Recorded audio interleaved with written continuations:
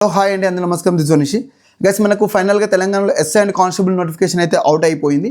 So ఇందులో చాలా విషయాలు ఉన్నాయి, మీకు డీటెయిల్ ఎక్స్ప్లెయిన్ చేస్తున్నాను చూడండి. సో ఫస్ట్ వీడియో లైక్ చేయండి అండ్ ఫార్వర్డ్ చేయండి ఖచ్చితంగా మీ ఫ్రెండ్స్ అండ్ ఫ్యామిలీస్కి ఎవరికైనా ఉంటే. అయితే ఇక్కడ as usual same last year మనకు ఉన్నటువంటి నోటిఫికేషన్ ఏది ఉందో same ditto as it is as. ఇందులో ఏం మార్పులు చేర్పులు లేవు, ఒక పాయింట్ క్లియర్.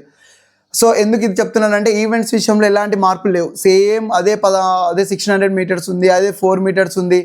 సో అది కామన్. సో గర్ల్స్ బాయ్స్కి ఒకసారి మీ నోటిఫికేషన్లో ఏదైతే లాస్ట్ ఇయర్ ప్రకారంగా ఉందో అదే ప్రకారంగా అని చెప్తున్నాను. ఇది క్లియరా? అండ్ ఆన్లైన్ అప్లికేషన్ డేట్స్ ఇవ్వలేదు, అండ్ ప్రిలిమ్స్కి ఎప్పుడు టైం ఉంటుంది, అండ్ ఎగ్జామ్ ఎప్పుడు ఉంటుంది. సో ఆన్లైన్ డేట్స్ మనకు 3-4 డేస్లో అప్డేట్ చేస్తారు. అండ్ వీటితో పాటుగా మనకు అనెక్సర్స్ కూడా రిలీజ్ అవుతున్నాయి, అంటే పోస్ట్ వైజ్గా కేటగిరీస్ వైజ్గా కూడా డీటెయిల్ చేస్తారు.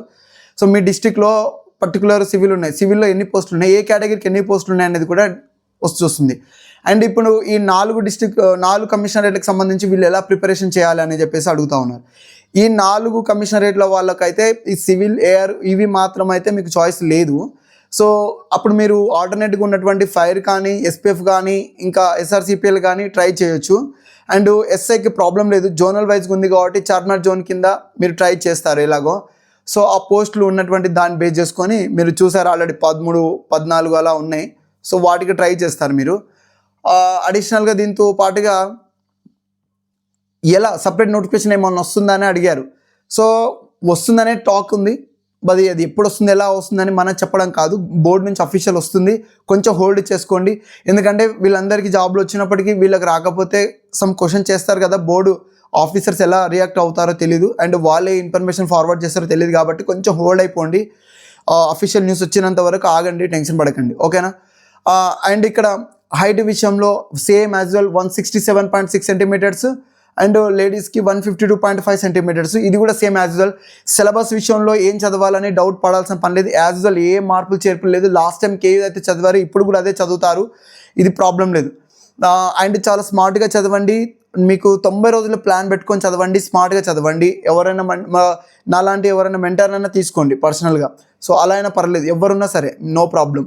సో మీకు ఎందుకంటే మీకు ఎక్కడ చదవాలి, ఎక్కడ పాయింట్అవుట్ చేయాలి, తొందరగా మనకు క్వాలిఫై అయిపోవడానికి ఉంటుంది. అయితే క్వాలిఫైయింగ్ మార్కుల విషయంలో చూసుకుంటే ఓసీ వాళ్ళకి ఇంత ముందుకు 80, 90 చదవాల్సిన పరిస్థితి ఇప్పుడు 60 మార్కులు చదివితే సరిపోతుంది, క్వాలిఫై అయిపోతారు, మీరు ఫైనల్కు ఎలిజిబుల్ అయిపోతారు.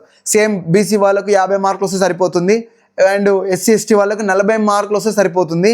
అయితే ఇక్కడ కూడా చూడండి 1/5 నెగిటివ్ మార్కింగ్ ఉంది. సో నాన్ మ్యాథ్స్ స్టూడెంట్ అనవసరంగా మ్యాథ్స్ పట్టుకొని టైం వేస్ట్ చేయకండి, పక్కకి గెట్టండి.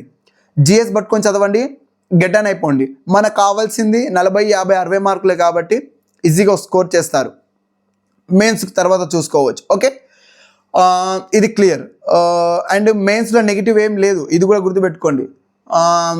ఎస్ఐలో ఉంది ఆబ్జెక్టివ్ టైప్, ఏదైతే మనకు క్వాలిఫైయింగ్ పేపర్స్ ఉన్నాయో ఆ క్వాలిఫైయింగ్ పేపర్లో ఆబ్జెక్టివ్ టైప్లో ఉన్నటువంటి వాటిలో 1/4 నెగిటివ్ ఉంది. ఇది ఒకటి ఫైండ్ అవుట్ చేసుకోండి. కానీ కానిస్టేబుల్ మెయిన్స్ అయితే లేదు. అడిషనల్గా ఇంకేమున్న ఇన్ఫర్మేషన్స్, అనెక్సర్స్ ఒకటి వస్తుంది, అండ్ లేటెస్ట్గా ఉన్నటువంటి సర్టిఫికేట్లు తీసుకోండి. ఎవరైతే ప్రిపరేషన్స్ పెట్టుకోవాలనుకో కోచింగ్ సెంటర్స్కి వెళ్ళి అనవసరంగా టెన్షన్ పడి ఆగమాగం కావాల్సిన పరిస్థితి లేదు, అవసరం లేదు. మీరు ఓన్గా ఏదైనా యాప్ను తీసుకొని, ఇప్పుడు నాది కానీ ఇంకెవరిదైనా మీకు నచ్చిన ఏదైనా యాప్ ఉంటే తీసుకొని ఇంపార్టెంట్ అండ్ స్టాండర్డ్ క్లాసెస్ ఉన్నటువంటి వాటిని తీసుకొని మీరు చదివే ప్రయత్నం చేయండి.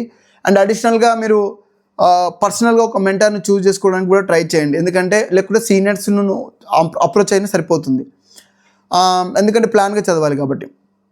ఇంకొకటి ఏంటంటే ఇందులో మెడికల్కి సంబంధించి ఒక ఇండికేషన్ ఇచ్చాడు.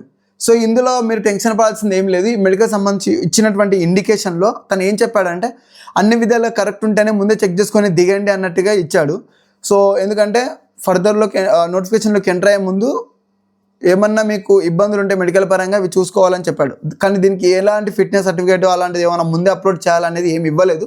సో ఎందుకంటే లాస్ట్ టైం మిస్ అయిపోయి దీని పరంగా మెడికల్లో రిజెక్ట్ అయిన వాళ్ళు, జాబ్ వచ్చి కూడా మెడికల్ రిజెక్ట్ అయినామని చెప్పేసి దాని పట్ల కొంచెం కేసుకు అప్రోచ్ అయ్యారు. కాబట్టి దాన్ని దృష్టిలో పెట్టుకొని ఆ ఇండికేషన్ ఇచ్చాడు, గుర్తుపెట్టుకోండి, ఓకే?